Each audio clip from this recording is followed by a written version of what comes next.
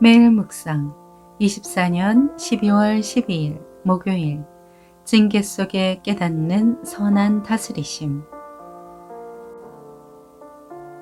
사무엘하 12장 15절에서 23절 말씀. 나단이 자기 집으로 돌아가니라. 우리아의 아내가 다윗에게 낳은 아기를 여호와께서 치심에 심히 앓는지라.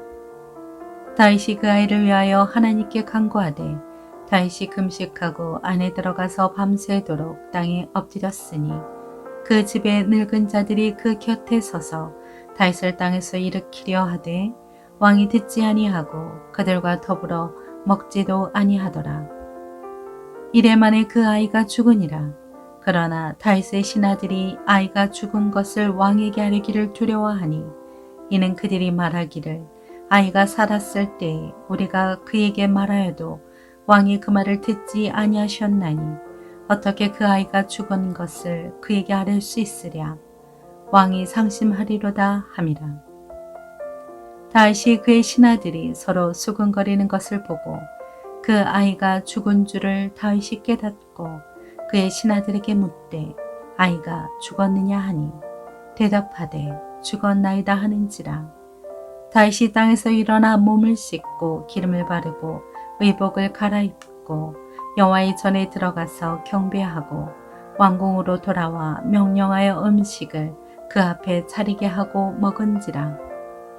그의 신하들이 그에게 이르되 아이가 살았을 때에는 그를 위하여 금식하고 우시더니 죽은 후에는 일어나서 잡수시니 이 일이 어찌 됨이니까 하니 이르되 아이가 살았을 때에 내가 금식하고 온 것은 혹시 여호와께서 나를 불쌍히 여기사 아이를 살려주실는지 누가 알까 생각함이거니와 지금은 죽었으니 내가 어찌 금식하랴. 내가 다시 돌아오게 할 수 있느냐.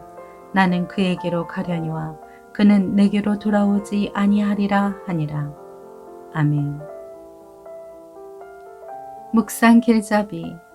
죄에 대한 징계를 받을 때도 하나님의 자비하심을 의지하여 간구하게 하며 하나님의 다스림을 겸손히 받아들이게 합니다.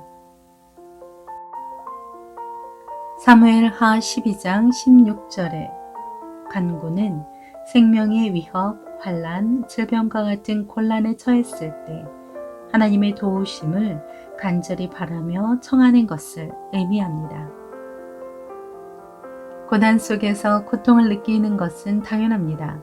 특히 지은 죄로 인한 징계로 고난을 겪는다면 그 고통에는 슬픔과 절망이 더해질 것입니다. 그러나 하나님은 그런 상황 속에서도 변함없이 우리와 함께 하십니다. 첫째, 자비를 구하게 하심. 하나님은 다윗이 간음죄를 저질러 낳은 아들을 치셨습니다. 그 아이가 병들어 죽어가자 다윗은 금식하며 밤새도록 엎드려 간구했습니다.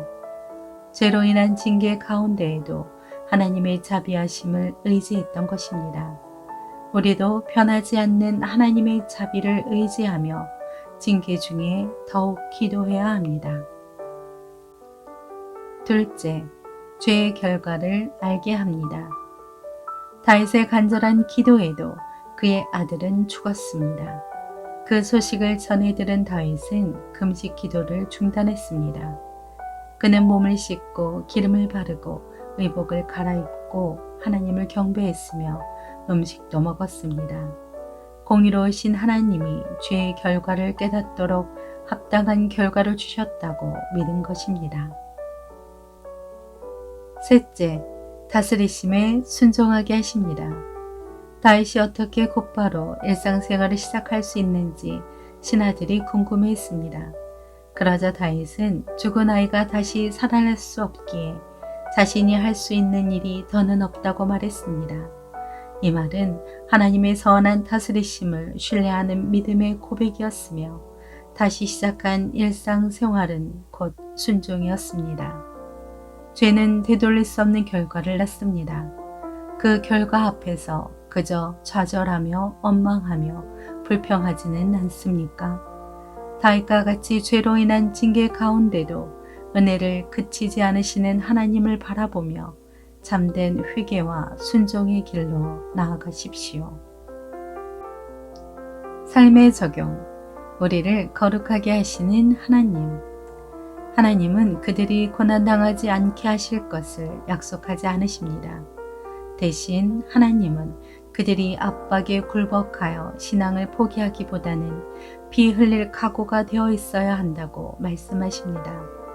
더욱이 그들은 그 어려움이 훈련이며 그것을 통해 거룩하신 하나님께서 그들을 연단하여 거룩하게 하신다는 것을 이해해야 합니다.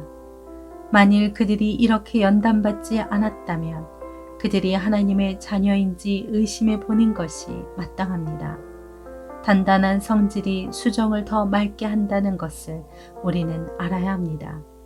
하나님께서 우리를 다루시는 데 있어서 가장 우선시하는 것이 우리를 거룩하게 만드는 것입니다.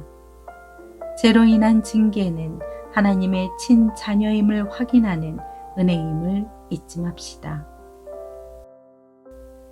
기도합니다. 주님, 징계 속에서도 변함없이 베푸시는 은혜를 깨닫고 감사하게 하옵소서. 예수님의 이름으로 기도합니다. 아멘.